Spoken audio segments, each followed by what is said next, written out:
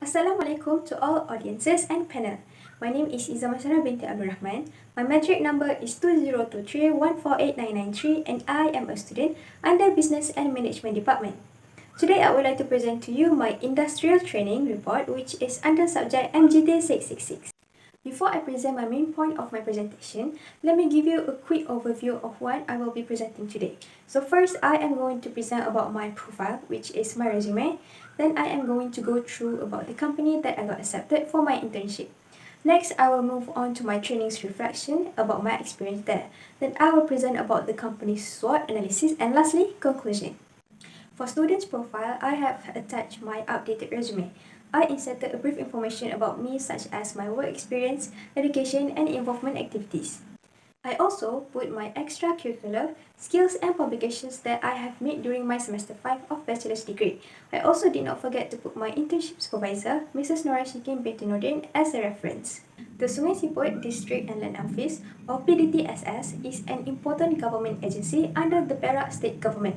Located in the northern part of Perak, this office handles both district administration and land matters in the Sungai Siput area, and it actually operates under the Kuala Kangsar District and Land Office, since Sungai Siput is a part of the district. Its main goal is to ensure that government services and development efforts are delivered efficiently to the local community. Under the direction of the Perak State Secretariat Office, PDTSS coordinates various administrative functions, especially those related to land development, regional planning, and public services. It strictly follows the laws, procedures, and guidelines set by the Department Director General Lands and Mines, or JKPTG, which oversees lands matters nationwide. This office operates from Monday to Friday between 8 a.m. until 5 p.m. In Perak, district and land officers use official state emblem instead of creating their own logos, and this choice carries important meaning. Since these offices are directly tied to the Perak state government, using the emblem reinforces their identity as part of a unified state administration operating under the authority of the Sultan. It builds trust, legitimacy, and consistency across all government bodies. The emblem itself is rich in symbolism. At the center is the coat of arms of His Majesty, the Sultan of Perak, representing the Sultan's sovereignty and his role as the head of state. Surrounding it is a crescent moon symbolizing Islam, the state's official religion, and an important part of its heritage and law. On both sides of the crescents are rice flowers. This reflects agriculture, especially rice farming, which is vital to Perak's economy and the livelihood of its people. Altogether, the emblem reflects the state's heritage, religion, governance, and economic strength, making it a powerful and unifying symbol. In Malaysia, it's common for district administrative centres, like in Sungai Siput, to have key facilities located near each other. The Sungai Siput District and Land Office, for example, is close to the hospital, police headquarters, bank, the magistrate court, the Islamic Religious Office, and the Agricultural Office. This setup makes it convenient for the public. And since the District and Land Office handles matters like property, land ownership, and local administration, being near related agencies allow people to complete multiple tasks in one trip. Someone dealing with a land issue might need legal documents from the court, verification from the police, and financial services from the bank, all within walking distance. It also supports better cooperation between departments. The District and Land Office often works closely with the police, courts, and agriculture office, especially in cases like land disputes or farming development.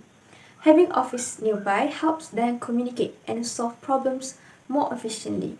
Lastly, this arrangement reflects historical town planning. In many towns, government buildings were grouped together in central areas. As Sungai Siput developed, other essential services like hospitals and banks were added nearby, creating a well-integrated and accessible civic center. The vision of the Sungai Siput District and Land Office is to provide high-quality, innovative, and responsive services in district management. It also aims to build strong infrastructure and foster a resilient community while strengthening land revenue and guiding land development based on current trends. Its mission is to build a dynamic, efficient, and trustworthy district administration that supports local development and contributes to achieving the national vision. The main objectives of the Sungai Siput District and Land Office are: first, to deliver high-quality services in key areas such as general administration. finance, and public services. Second, to implement rural development projects that support the growth of local communities. And third, to promote human development efforts aimed at improving the quality of life for residents. And finally, to provide efficient land-related services, including land waste management, land registration, revenue collection under the National Land Code, and the key enforcement for land laws. The Sungai Siput District and Land Office is committed to delivering efficient and friendly service through its customer charter. The Management Services Division promises fair and timely service, including handling complaints within 1 day and giving full responses within 14 days, completing license and stamp duty processes within 4 weeks, and issuing payment vouchers within 5 days. The Land Administration Division aims to provide quick land-related services, such as processing land revenue payments in just 1 minute, land applications for MMK within 8 months, and transfer or mortgage within 24 hours. The Rural Development Division is dedicated to completing approved projects by year-end.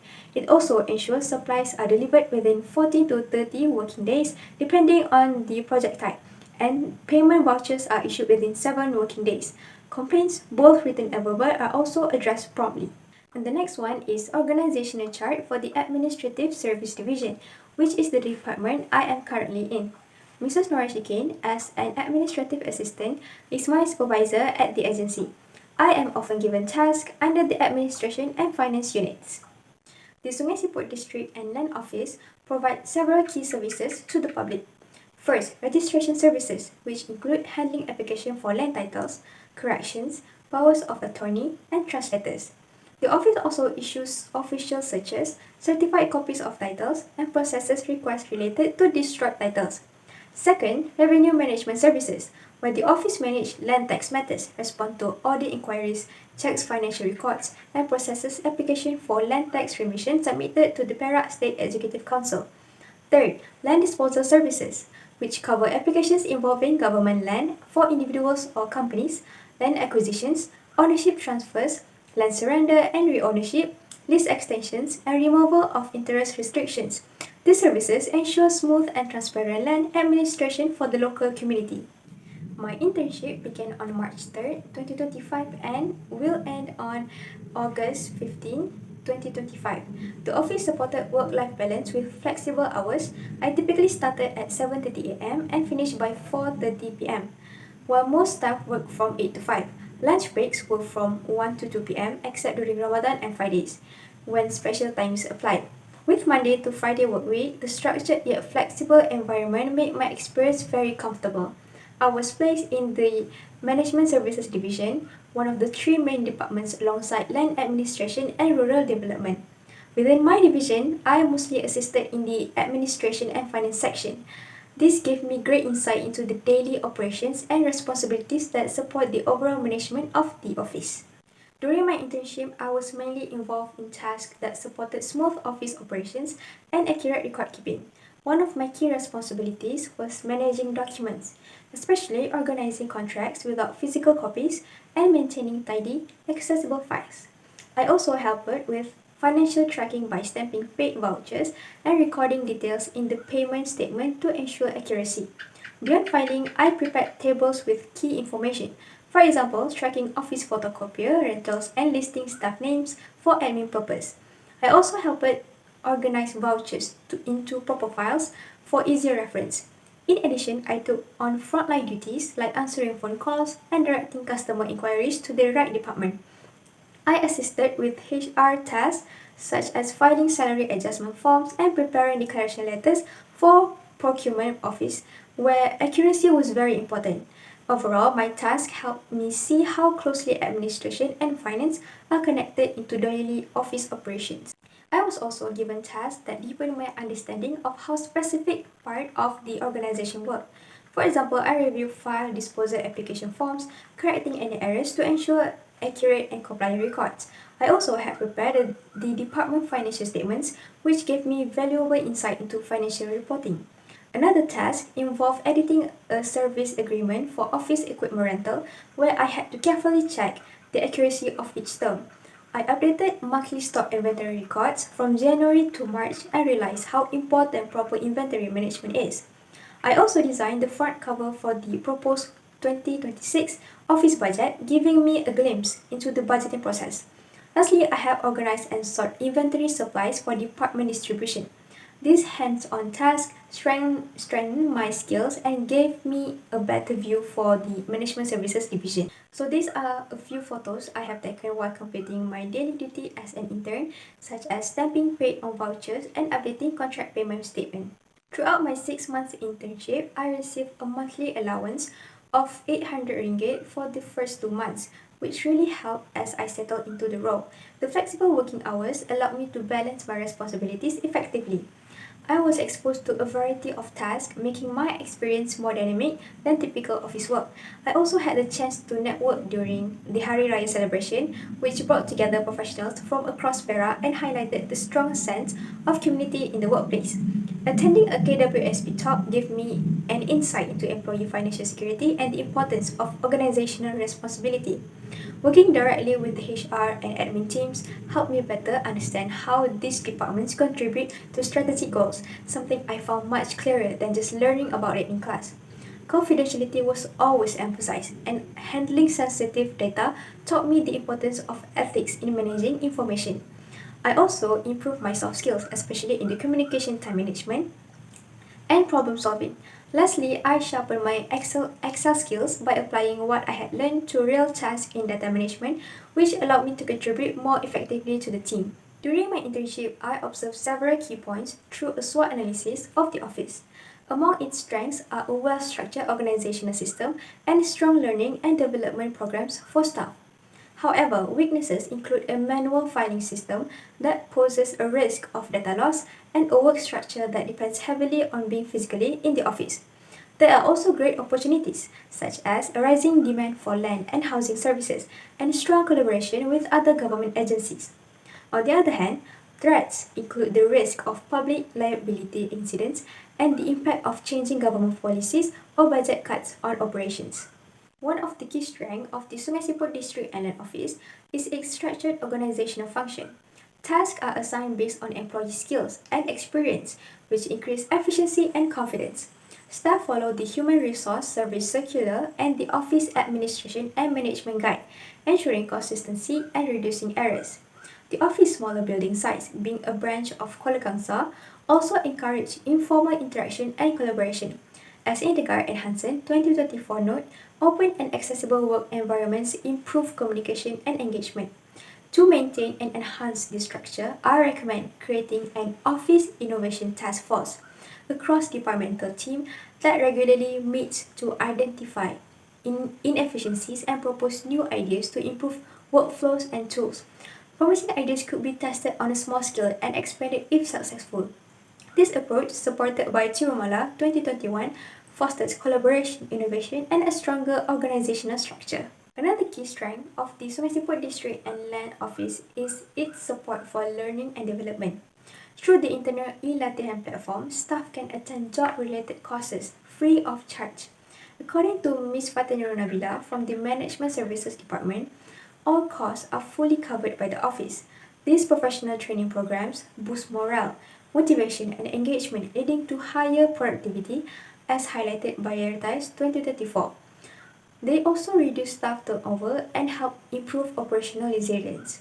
Revati 2024 adds that both technical and soft skills are enhanced through ongoing training, making employees more effective in their roles. To further strengthen this area, I recommend introducing a skills inventory system.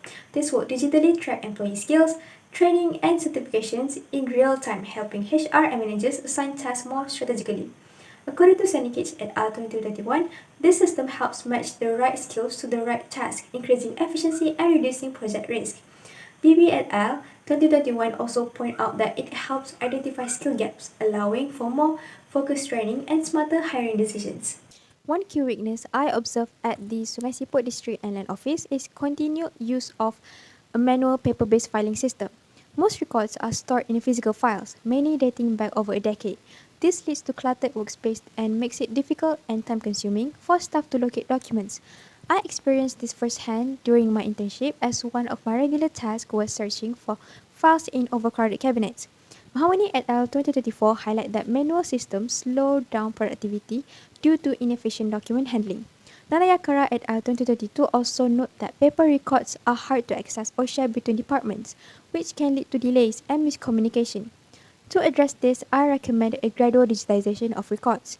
Start by scanning and indexing the most critical documents, such as employee, financial, or active case files, using standardized naming and storage methods.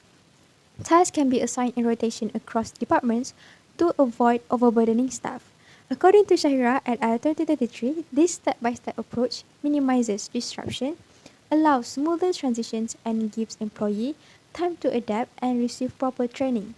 Over time, this can lead to better accessibility, improved efficiency, and shift toward a more modern paperless office environment. Another weakness I observe is the office-dependent work structure. According to Ms. Fatinurul Nabila, employees at the Sungai Siput District and Land Office are required to complete all tasks on site, as remote work is not practiced. She shared a case where an assistant accountant had to take a leave to take care for her sick child, as working from home wasn't an option. This highlights how the lack of flexibility can affect both productivity and employee well-being. Gibson et al. 2023 note that rigid work arrangements reduce employee autonomy and harm work-life balance, especially with long commutes and fixed hours. Another study also mentioned that open plan office can cause stress and health issues due to constant distractions. To address this, I recommend introducing hybrid work policies. This involves identifying roles suitable for remote work and setting clear guidelines on remote days, working hours, performance expectations, and availability.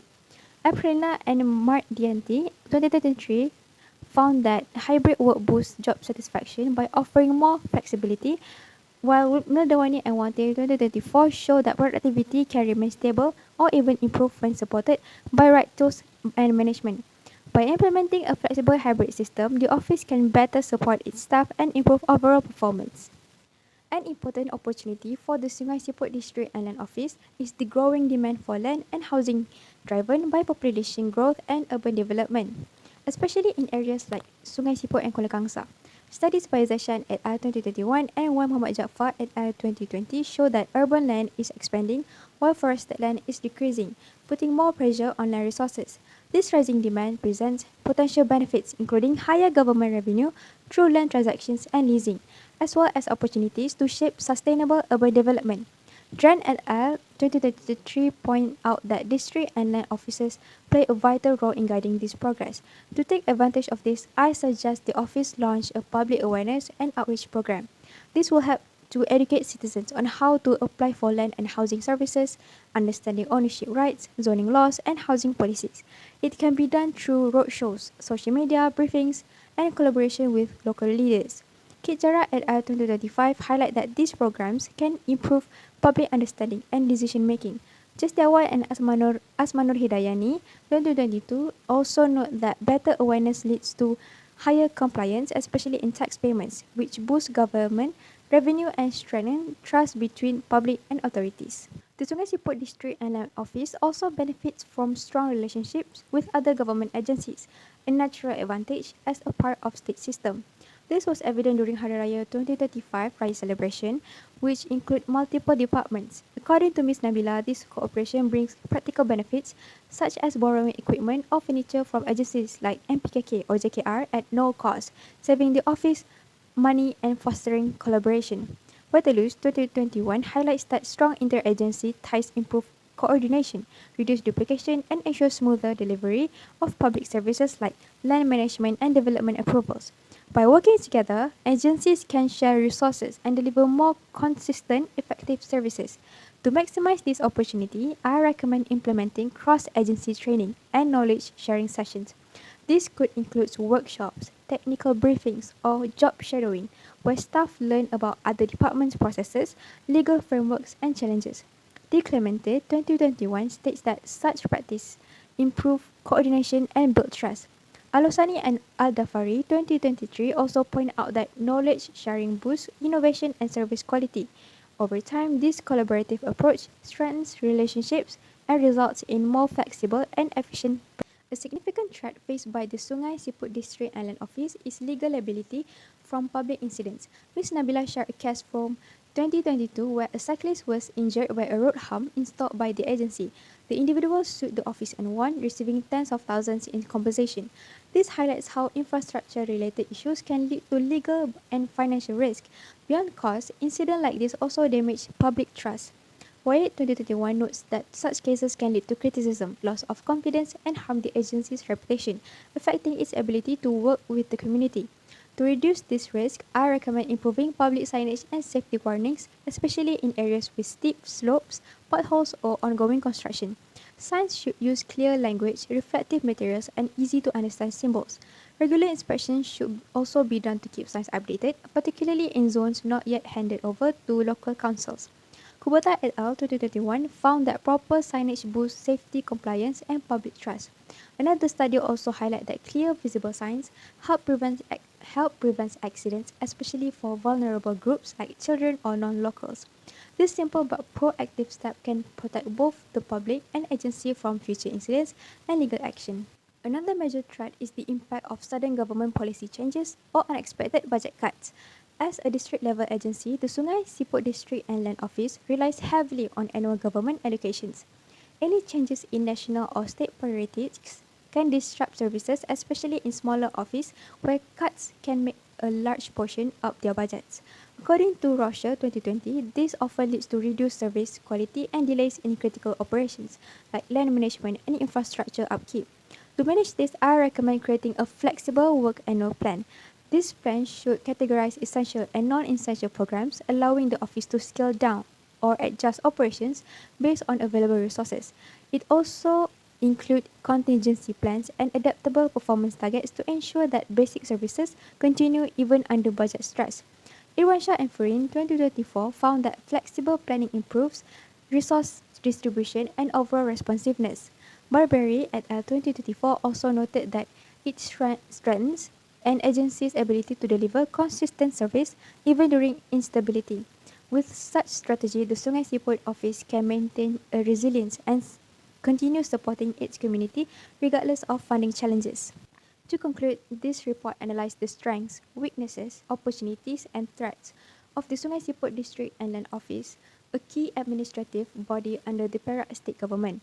As highlighted earlier in the company profile and my training reflection, the office operates with a structured system and dedicated divisions, which I had the chance to experience firsthand during my internship. The environment provided valuable insights into how theory is applied in practice, particularly in areas like management, HR, and public service delivery. The analysis shows that office strengths lies in its structured functions and commitment to staff development through platforms like e-latihan. However, some internal weaknesses still hinder productivity, such as outdated manual filing systems and lack of flexible working arrangements. Addressing this through digitalization and hybrid policies could enhance both efficiency and employee well-being. Opportunities include the growing demand for land and housing services, which can boost revenue and drive urban development. Strong interagency and collaboration also opens the door for joint training and service innovation. At the same time, the office faces external threats, particularly liability from public incidents and the impact of sudden government policy changes or budget cuts. This can be managed through proactive safety measures and the implementation of a flexible annual work plan. Overall, the Sungai Siput District and Land Office is a well-ruled but must adopt strategic improvements to stay responsive and resilient. From my internship experience, I have grown not only in communication and professionalism but also in understanding the complexity of public service. Moving forward, I aspire to take on a leadership role in government, contributing to a more efficient, transparent, and people-focused public administration. And that concludes my presentation. Thank you for your time and insightful engagement.